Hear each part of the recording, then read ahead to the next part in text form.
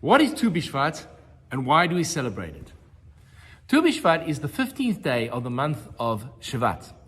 It is called, according to the Mishnah, Rosh Hashanah Le'ilanot, the new year of the trees. Now, why is it so important that trees have a new year? On the surface, it all has to do with practical halachic implications. According to the Torah, there is a cycle, a 7-year cycle of the land. The 7th year, known as Shemitah, is the year in which the land lays fallow. But in each of the other 6 years, years 1, 2, 3, 4, 5, and 6, there are different responsibilities related to the tithes that were brought. There was also a law called Neta Revai, which means that for the first 3 years, it was forbidden to eat from fruits of the tree. The 4th year, you were allowed to take from the fruit, bring it to Jerusalem and eat it, and then in the 5th year, you were able to eat from the tree. So it was very important to try and categorize when the age of the trees, to know which fruit you could eat and which fruit you were not allowed to eat. The cutoff point between year 1 and year 2 was Tu Bishvat. Rashi explains that the reason for this was that by this time, Rov Geshmei Hashanah have already passed in the land of Israel. And thus, all the growth that takes place starts from the new year, the cutoff point of Tu Bishvat. The traditions of Tu Bishvat means there are many. On a simple level, it has a symbolic holiday status. So we don't have the supplication prayers known as Tachanun. We have a special meal of try eat fruits from the land of Israel, and the day tries to link us to the land of Israel. There's even developed amongst the Kabbalists a Tu Bishvat Seder. But I would like to share with you a fascinating insight. There is a wonderful medrash that talks about the plagues. And it says that the plagues took place over a period of 10 months. Each plague lasted for 1 month, which means 3 weeks of warning and 1 week in which the plague transpired. Working our way backwards, the 10th plague happened on the night of Pesach, the 15th of Nisan. That was the death of the firstborn. If we go back 1 month, well, the plague of darkness happens around the 14th, 15th of the month of Adar, which of course is Purim. And it's beautifully hinted in the text of the Torah, which says that the land of Israel, Egypt, was blockaded and blackened, but for the Jews, there was light and celebration. In the Megillat Esther, it speaks about, for the Jewish people, Ora v'simcha, there was great light for the Jewish people. So almost saying that on this night, there's going to be darkness for you, the Egyptians, but in future, there'll be brightness and light for the Jewish people as we celebrate on the 14th and 15th of Adar, the festival of Purim. Now, going backwards another month, we come to the 15th of Bshevat.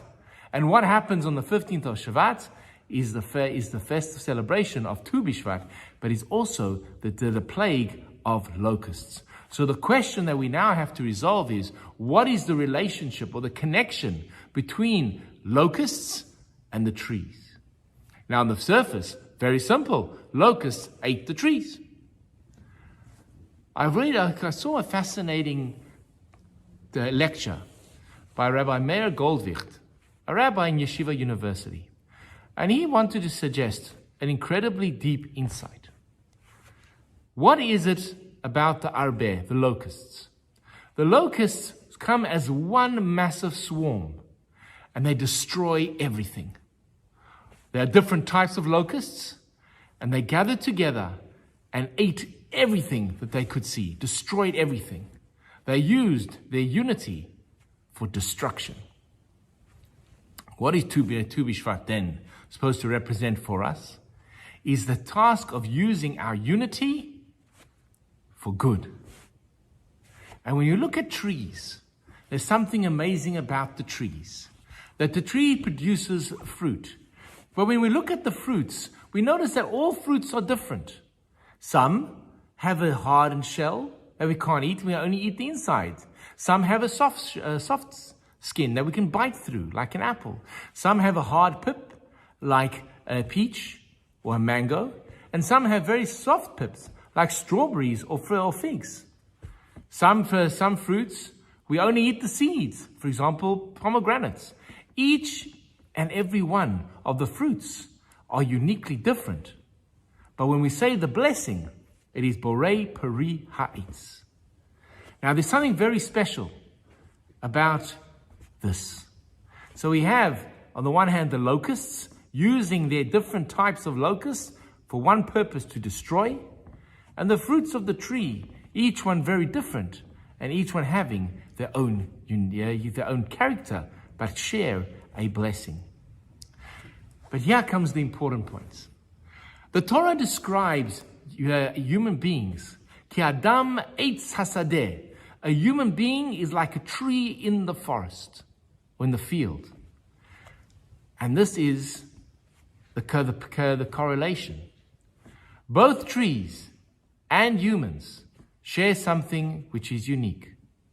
When a tree produces fruits, the fruit comes from the tree but has no connection to the tree. It doesn't look like a tree.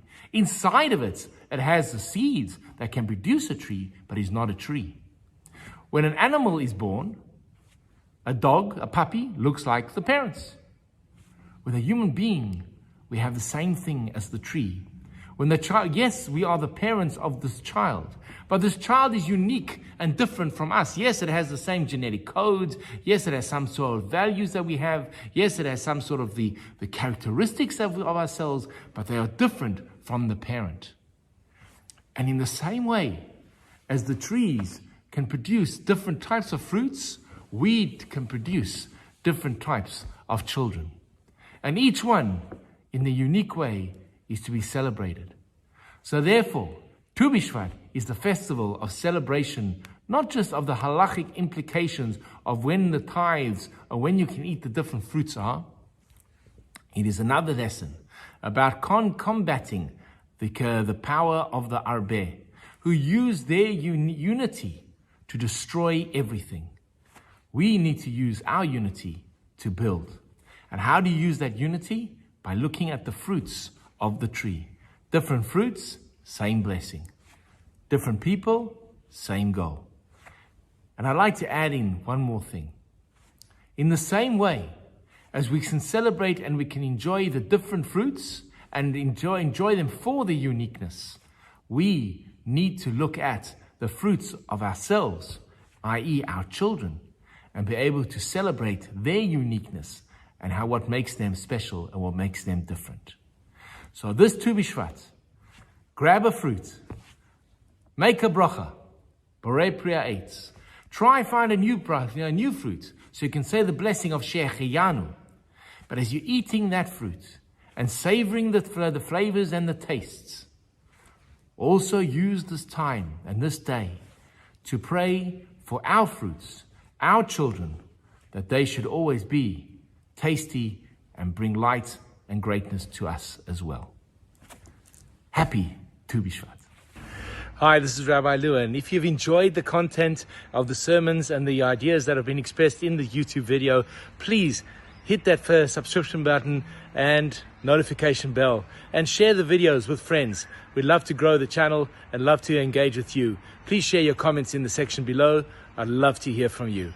Have an amazing day.